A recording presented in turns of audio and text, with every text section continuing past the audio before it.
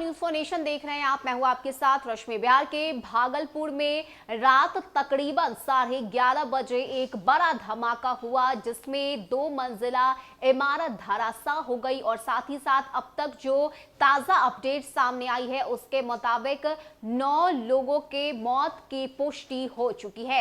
ऐसे में आपको बताएं कि इसको लेकर रात की तस्वीरें सामने आई है और किस तरह से जांच पड़ताल वहां पर अधिकारियों की तरफ से की जा रही है, इसकी भी तस्वीरें देखने को मिली है। बता दें कि जो ताजा जानकारी सामने आई है उसमें अब तक कुल 9 लोगों की मौत की बात सामने आ रही है। वहीं घटना के बाद अब पुलिस ने इसकी जांच भी करनी शुरू कर दी है। इस बीच यह भी खबर सामने आई है कि भागलपुर में पहले से ही ऐसी घटना को लेकर अंदेशा जारी किया गया था।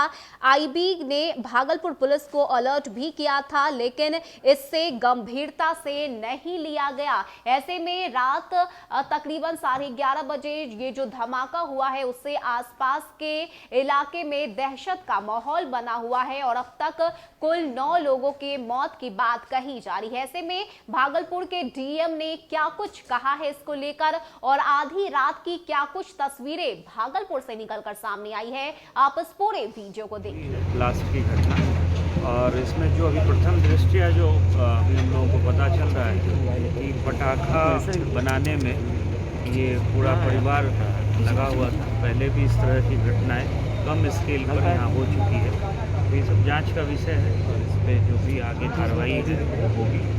अभी 9 लोग इंजर्ड हैं और संख्या ये अभी बढ़ भी सकती है। अभी डिटेल हम लोग 9 से 10 लोग जो है उसमें 2 डिसीज्ड भी हैं जिनकी मृत्यु हो गई है। इसमें भी जो है जो मृतक है उनकी भी संख्या जो है वो बढ़ सकती है, हम लोग कंफर्म कर रहे हैं। सर कितने घरों को नुकसान हुआ है? सर नुकसान जो है 2 घर का हम लोग देख रहे हैं, 2 से 3 घर का। तो अभी डिटेल सारा हम लोग इंफॉर्मेशन इकट्ठा कर रहे हैं, फिर इसके बाद आप लोगों को जिस तरह से आवाज है सर ये विस्फोटक की जो है ये क्या लगता है? जांच का विषय है। अभी जो प्रथम दृष्टया जो पता चल रहा है कि पटाखा जो आसपास के लोग भी बता रहे हैं और पुराना जो इतिहास भी रहा है इस परिवार का और यहाँ पे जो पता चल पा रहा है अभी वो भी डिटेल जांच के बाद ही हम लोग कुछ बता पाएंगे।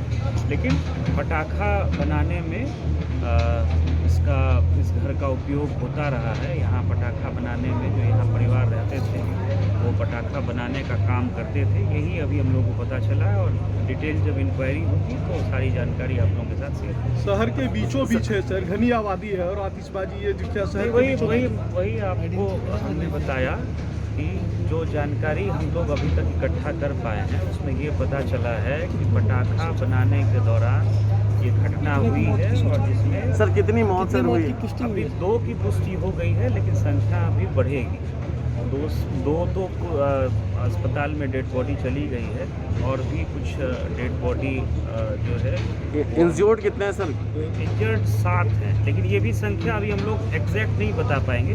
अभी 1-2 घंटे में हम लोग आपको बता पाएंगे कितने इंजर्ड हैं और उसमें से सीवियरली कितने इंजर्ड हैं और मृतक एक्चुअल कितने हैं। रेस्क्यू की क्या स्थिति है सर? चल रहा है, आप लोग देख रहे हैं मलबा हटाए जाने का काम अभी तेज़ी से चल रहा है। तो अभी 1-2 घंटे में सारा मलबा हट जाएगा, फिर मृतकों की संख्या भी क्लियर हो पाएगी और जो इंजर्ड है उसमें कितने सामान्य तरीके से माइल्ड इंजरी है और कितने में सीवियर इंजरी है ये भी क्लियर होगा। कि कहीं अगल बगल कोई भूकंप हुआ या बहुत बम विस्फोट हुआ है, कहीं एकदम लगा कि एकदम निकट में हुआ है।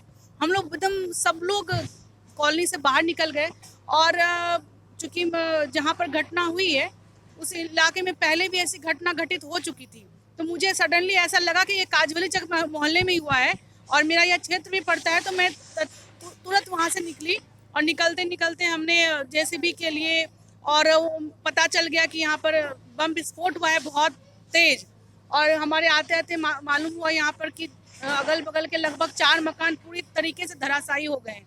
उसके अंदर कुछ लोग लगभग 10-15 की संख्या में लोग दबे हुए हैं और कुछ लोग जो बाहर लगभग निकलने की स्थिति में थे वो लोग थोड़े बाहर ने हम लोग सब लोगों ने, समाज के लोगों ने सहयोग करके उन्हें बाहर निकाला।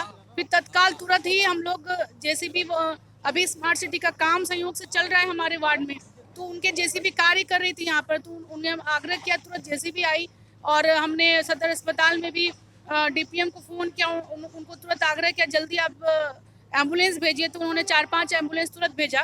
तो घायलों को अस्पताल अपनी गाड़ी से, उस समय तक एम्बुलेंस आने में भी लेट हो रहा था और ऐसी अफरा तफरी स्थिति थी, इतना क्राउड और पूरा एकदम मलबा, इतना सड़क पर अगल आसपास के पूरे जो घरों के जो शीशे लगे हुए हैं वो पूरे सड़क पर बिखरे पड़े थे।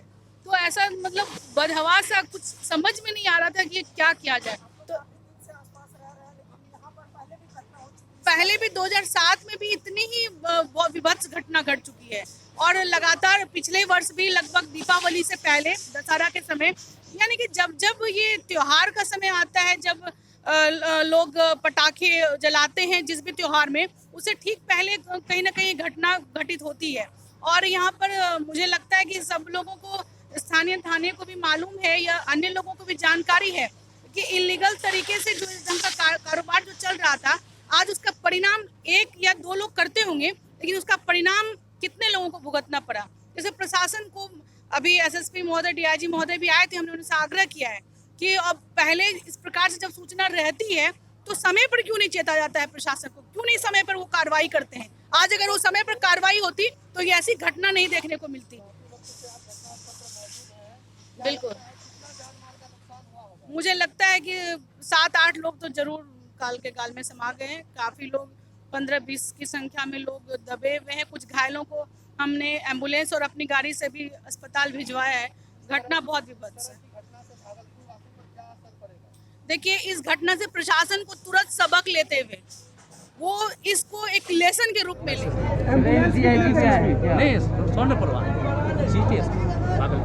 एम्बुलेंस कितने देर में? एम्बुलेंस क्या जो है ना, रफ्तार बहुत कम था, तो अभी समय पर एम्बुलेंस आती थी। बिल्कुल कुछ लोगों को तो हम लोग भेज देते हैं। सबसे बड़ा जो है ये पेन इंडिया की कंपनी जो है, जो यहाँ पे रोड बना रही है, इसको मैंने रगेदा इसके लिए कि मलबा हटाएगा, वो लोग भाग गए। ये सबसे बड़ा दुर्भाग्य है।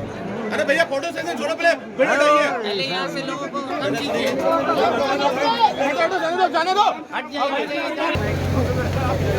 इधर ही गिरेगा तो फिर दिक्कत होगा, आप पीछे हटिए। कौन जानता है, इसमें भी गाड़ी फंसा हो बहुत सारा।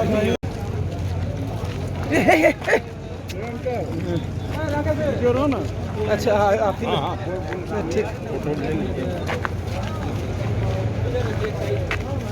अरे कुणाल,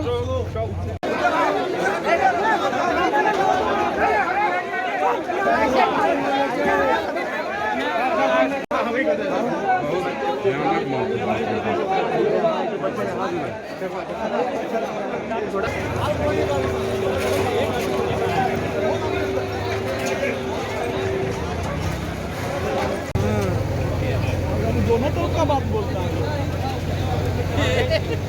समझा जाओ, 6 साल बाद एक बार